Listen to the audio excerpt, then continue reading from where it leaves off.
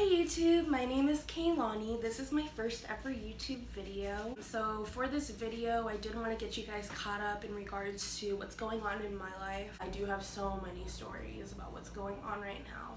So currently, I did move, but I actually moved due to coronavirus the first time, and prior to that I was on a short-term lease. So to get into that story, we do need to start in December. So December, I was working, I had a full-time job, and I was a full-time student. So at that time, my family in general, they're very focused on school and education.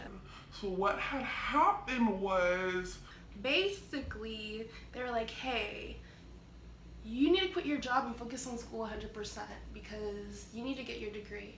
And so basically that's what I did. I listened and I quit school and I quit work and then I focused all on my degree. And then, so what had happened after that, after December, late December, I did want to start my own little business so I could go ahead and generate some type of income. So I started working with dogs. I started like boarding, taking care of dogs, etc. So I had my own little pet business and it was amazing. It was so much fun. I love working with animals. So after that, when I was fully focused on school, I did get a bit of freedom. So I was going out a little bit more, coming back a little bit later. And then in addition to that, so at that time I was 19 and my parents are so strict. They never let me have any sleepovers when I was younger. I was never allowed to go play at my friend's house if they didn't know the friend, stuff like that. I have a really strong foreign family, so it's very interesting. However, my mom didn't want to give me some more freedom, so she let me go ahead and go out some more and enjoy my youth. In addition to that, when that was going on, I did have my car, so I was driving around, and with that, my family was like, why are you coming back home later, at later times, like 10, but I would never come home at like 1, 2 a.m. without telling them, and I always told my family like where I was. So they kind of got sick of it, basically. And so during that time, it was about February, coronavirus hit. So when coronavirus hit, my family, a lot of my family is susceptible. They are older, in like 60s, 70s. So I was really careful. I was really, really careful actually. Face shield, mask, gloves, etc.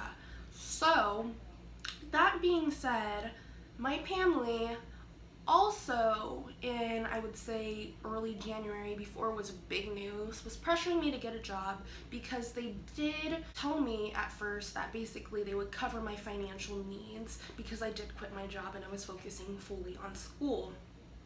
That did not end up working out, so I set off to get a job. When I was looking for a job, I wasn't exactly very focused on getting a job. It was just something to do on my side because I loved my situation currently at that time with like just going to school and focusing on that. They kept on putting pressure on me every day. Hey, get a job, you need to get a job. So I literally got sick of it. I was like, okay, I'm gonna find a job now. So I put all of my effort into getting a job. And then I found a job in customer service, so I was doing that. And the thing is, the position itself was a remote position, but the training was not remote. So for the first, I would say, 3 weeks, I would have to go into the office. I would have to go into the office for my training. At that time, in February, it started to peak, the virus. So the numbers were starting to go up there. My family was happy at the very beginning, but literally, I can kid you not, 1 week into the job, they were telling me, begging me, crying to quit my job.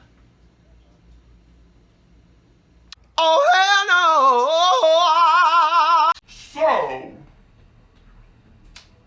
what did Kaylani do?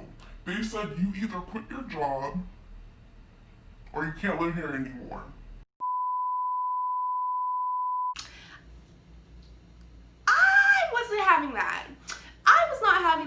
all. I did not like that. I don't like when people try to test me like, hey, do this, or I'm taking this away from you. I've never been the type of person to do that, but this is the first type of situation I've ever been put in like this. So I was really contemplating, should I quit my job? Should I quit my job? And then I realized, on the other hand, like, hey, I was trying to get paid, like, I was trying, like, asking my family for help for, like, my phone bill and, like, my gym membership, and it was a struggle for them to help me with that.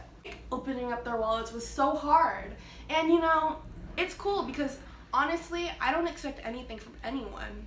And I figured out that I would end up being self-reliant anyways, so I figured it out.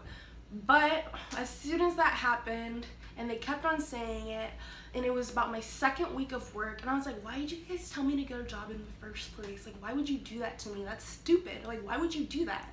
That just doesn't make sense. Like, why would you tell me to go and get a job and literally 2 weeks later tell me to quit? Maybe because there's a pandemic going on. Yes, got it. But that's just dumb. Don't force people to go do that. Anyways, back to my point here. So every day he's like, did you quit your job? For like, and I was like, I'm still in training. I'm going to end up working from home. The big stressor on this issue was that I was going to end up working from home. So at the end of the day, like, all you had to do is wait 2 more weeks, 1 week. So this is the twist on the story. So my training did end up going a week out, further than I expected. So it was really 4 weeks instead of that 3. So, and they were super frustrated with that. But it's like, just be patient with me. Like, really be patient with me. Like, I found a job that I like. I get to work from home. I can wake up, not have to commute to work.